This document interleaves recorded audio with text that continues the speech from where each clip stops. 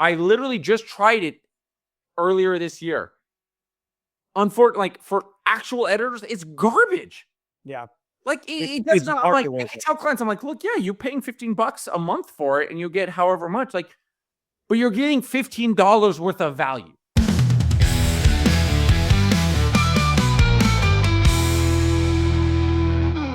So many templates, like, Yeah. and that are adjustable, and like it makes you look so good. Like I just did it on a client edit for some ads.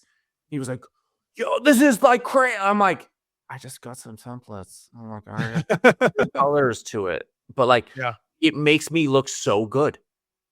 And what used to, I mean, it is so stupid now how easy it is. Yeah. Like, and which is just amazing. And then this is, not even AI or anything like that. This is literally just templates. I'm waiting for the AI stuff to get good enough for me to actually trust it on some stuff. It's scary, bro. I tried to load up an editor, an AI editor thing, and then I was going back and forth with my AI to like, how does this work? How do I do it? Do I need to do it for this project? And it was like, no, you don't need to use it for this project or anything like that. Yeah. I haven't found a use case. There was one that came up. It was a YouTube video that I was watching. That's like, it's an actual AI editor that is based and trained on actually storytelling from actual videographers. And that I was like, okay, it's interesting if you can, because DaVinci's already doing like very sniper precision AI use for like very specific things. Or I miss when they called everything their like neural networking, because that felt less repetitive than AI does now. But like they have very specific processing for certain things. And I feel like if that gets built in at some point, that would be sick. I'm looking at AI in terms of editing because it's interesting. I was just talking to my buddy who's into the AI, and he asked, how did the AI editing thing go? I was like, I scrapped it.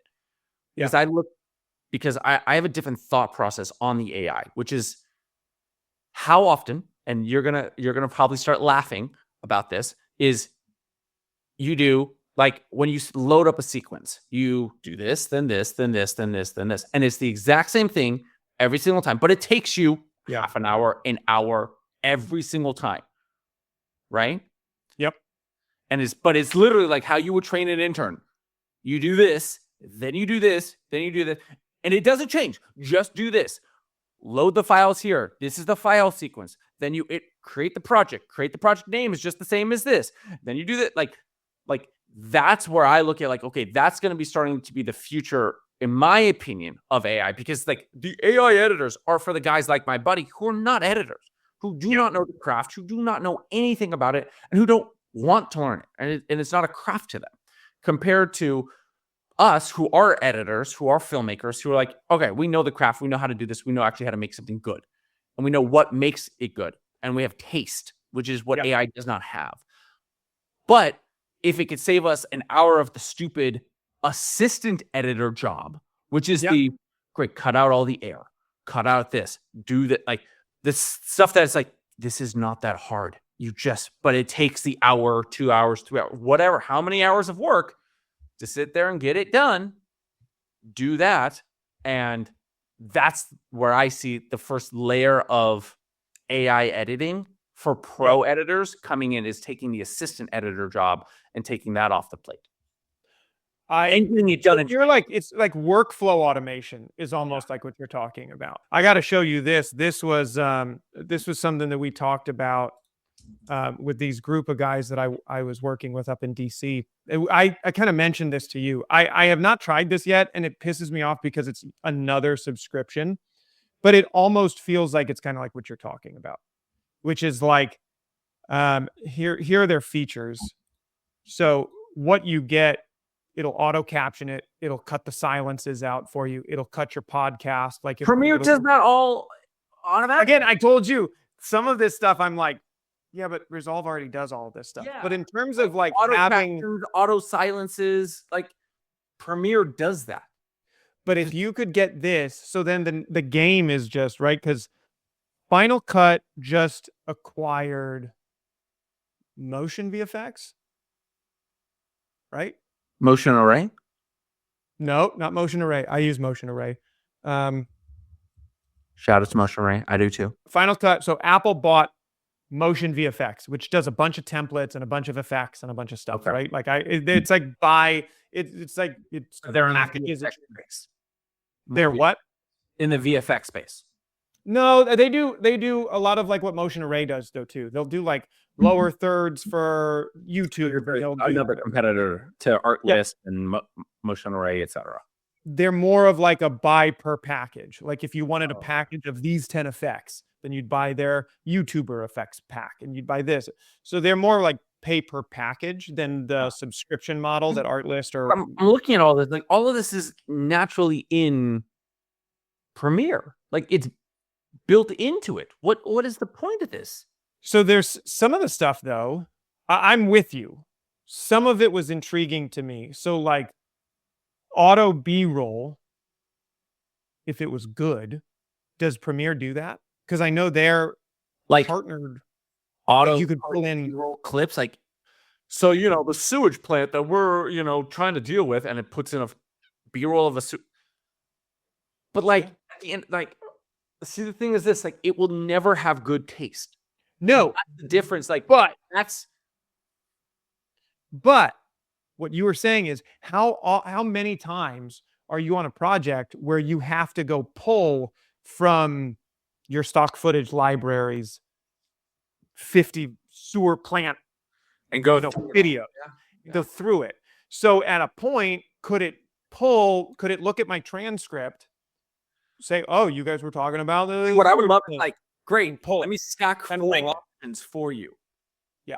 That would be kind of good. So one thing that they do with their, and this is not new either, but one thing that they were doing with their like auto viral thing is that they will rank it for you. See, that shit to me is just total. It's garbage. It's such a marketing thing, and it's so garbage. Yeah. So garbage. Because But if it got good enough I to think actually that's give you a hard. ranking, because I keep trying to go back to what's the big one? Opus Clip. Opus. Trying- I've gone. I was one of the first users of Opus, like when it came out, whatever, 3-4 years ago. Yep. And it was garbage then. I literally just tried it earlier this year. Unfortunately, like for actual editors, it's garbage. Yeah. Like It's that's not like hardly I worth it. tell clients, I'm like, look, yeah, you're paying $15 a month for it, and you get however much, like, but you're getting $15 worth of value. Yep. That's what you're getting. Like, yes, the next level up is like, some dude in India, Bangladesh, Philippines, or whatever for $5 an hour. Yeah. And so, yeah, you're paying $100 a month for 30 clips instead of $15, a month. And it's going to be that a little better. Or you could pay, $50 a clip and it's actually going to be good. Yeah. Because that person's actually going to know what they're doing. Yep. So, The hard part to me where Opus has made things more difficult is I do think that paying somebody to actually edit the clip with humanity, with like thought process and like knowledge of the story is a positive thing. But I go on and I see so many companies, brands, like people that I've like worked with that will just flood things with Opus Clip nonsense. And it's like there's so much out there that's so bad that it's like you got to kind of compete with. But that's where, like having the skill and being able to then go like, hey, look, this is my average views, or this is my average like you actually, if you have the stats and be like, you can post this stuff, it'll get no views, it'll get no traction, and it won't help you. Yep. Or you can hire me. I cost, put 2 more zeros behind that and minimally, and you're going to get a return more than 0 views. Actual return. Yeah. Rather than just, it's brand awareness. But it's not brand awareness if you're getting 15 views. Also, it's the negative kind of brand awareness. If you're literally hurting yourself when you look like this is just slopped together. That's a whole nother argument. And that's a whole nother conversation.